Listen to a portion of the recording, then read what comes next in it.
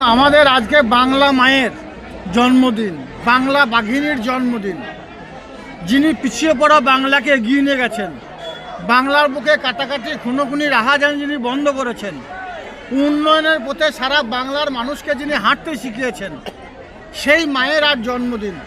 সেই জন্মদিন উপলক্ষে কঙ্কালী মায়ের মন্দির প্রাঙ্গণে এখানকার পুরোহিতদের সঙ্গে নিয়ে তাদের মাধ্যমে মন্ত্র পাঠ উচ্চারণের মাধ্যমে মায়ের দীর্ঘায়ু কামনা করলাম, সঙ্গে সঙ্গে তার সুস্থতা কামনা করলাম এবং আমাদের তৃণমূল কংগ্রেস দলের সাধারণ সম্পাদক যুবরাজ অভিষেক বন্দ্যোপাধ্যায় তার সুস্থতা এবং দীর্ঘায়ু কামনা করলাম।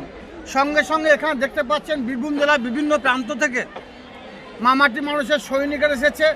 এখানে দেখতে পাচ্ছেন নানু বিধানসভার বিধায়ক আছে, বীরভূম জেলায় এসসি ওবিসি সভাপতি আছে, সাঁইথিয়া থেকে কাউন্সিলর এসেছে, আরও অনেক মামাটি মানুষের সৈনিক এসেছে।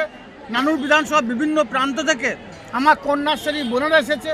তাদেরকে সকলকে সঙ্গে নিয়ে পুজো পাঠের সঙ্গে সঙ্গে আমরা এখানে পায়েস দেওয়া হলো, সকলকে পায়েস খাওয়ানো হলো, তারপরে সকলকে কেক খাওয়ানো হলো। 71টি কেক কাটা হয়েছিল এবং 71টি পুজোর ডালি নিয়ে মন্দির প্রাঙ্গণে গিয়েছিলাম। এরপর 1800টি কম্বল বিতরণ করা হবে দুস্থদের জন্য। এভাবে আজকের দিনটা আমরা উদযাপিত করতে চাই বাংলা মায়ের জন্য।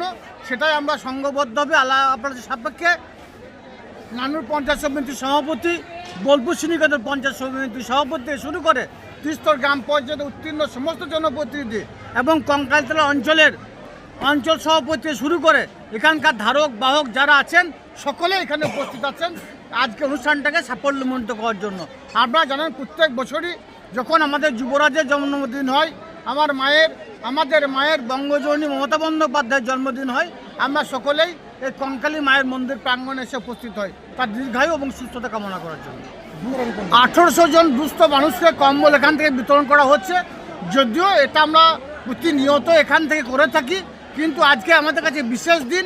সেই বিশেষ উপলক্ষে মমতাময়ী মা মমতা বন্দ্যোপাধ্যায়ের জন্মদিন উপলক্ষে আমরা 1800 জন দুস্থ পরিবারের হাতে কম্বল তুলে দিলাম। দুপুরে খাওয়ার ব্যবস্থা করা হয়েছে, সেটাও আছে এখানে। যারা এখানে দুপুরে খাওয়ার ব্যবস্থা প্রতিনিয়ত হয়ে থাকে, আজকে তার একটু বাড়তি অর্থাৎ বেশি সংখ্যক লোককে খাওয়ানো হবে।